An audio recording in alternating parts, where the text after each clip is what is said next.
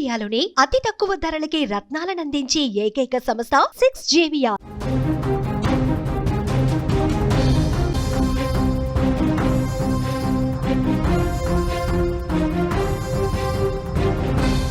మల్లారెడ్డిపేట వాగులో ఇద్దరు వ్యక్తులు చిక్కుకున్నారు. వరదల ధాటికి 5 రోజులుగా వాగులోనే చిక్కుకుపోయారు. వాగు మధ్యలో చిక్కుకున్న వారిని సత్యం రాజ్యంగా అయితే గుర్తించారు.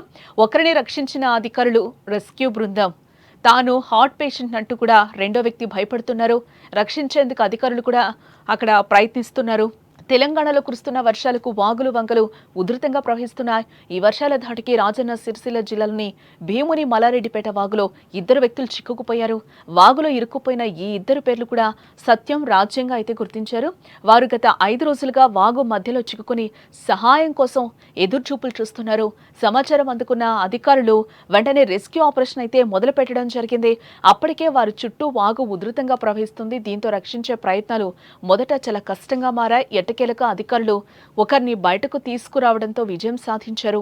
అతను సురక్షితంగా బయటపడడంతో అధికారులు ఊపిరి పీల్చుకున్నారు. ఈ నేపథ్యంలోనే రెండో వ్యక్తికి గుండె జబ్బు ఉండడంతో పరిస్థితి మరింత క్లిష్టంగా మారిందని చెప్పుకోవచ్చు.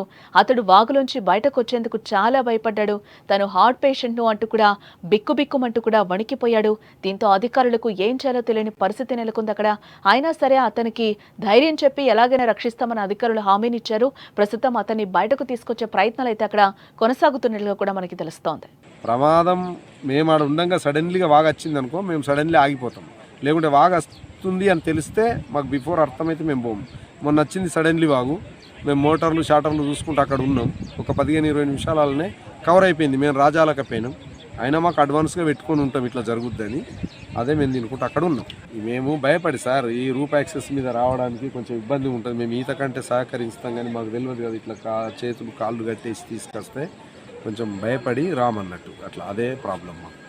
ఎప్పుడు ఇలా మాకు ఏది లేదు. మేము చిన్నప్పటి నుండి కూడా మాకున్న పొలాలు అక్కడనే, మా జీవనాధారం అక్కడనే. నేను ఈ ఏజ్కి వచ్చినా మాకు స్టార్టింగ్ మేము చిన్నపిల్లనప్పటి నుంచి ఇప్పటికీ ఈ వయసు వరకు కూడా మాకు అన్ని పొలాలు మేము కంటిన్యూస్ అక్కడికే పోతాం. గత 30 ఏళ్ళ కింద కూడా ఫ్యామిలీతో పోయి కూడా అక్కడ ఉండి మేము నాట్లు కలుపులు వేసుకునేవారు బాగా వచ్చినప్పుడు. వస్తాము సార్. అయితే హెలికాప్టర్లు వచ్చేది మాకు మెసేజ్ లేకుండా అయిపోయింది. అయితే మాకు ఫోన్ చేస్తే మేము ఏమన్నట్టు మేము సేఫ్గా ఉన్నామని చెప్పినాం. లేకుంటే ఆ రోజు వచ్చేవారమే అత్తే. ఎందుకంటే ఈ కోతుల బెడదా పందుల బెడదా చైన్ ఖరాబ్ అయిద్దని ఉద్దేశం కొద్దీ రాలేము సార్ మేము. అంతే 100% బ్రిడ్జ్ అయితే మాకు ఈ తిప్పలన్నీ తప్పుతాయి. ప్రతిసారి ప్రతి ఏటా ఇదే ప్రాబ్లం అవుతుంది. చిన్నవాగా వచ్చినా కానీ పోలేని పరిస్థితి. అందుకే ఇక మేము అక్కడి నుండి చైన్ కాపాడుకుంటాం. లేకుంటే మాకేం పని సార్ అక్కడ పోయి ఉండదు. ప్రమాదం మేము ఆడ ఉండగా సడన్లీగా వాగు వచ్చింది అనుకో, మేము సడన్లీ ఆగిపోతాం.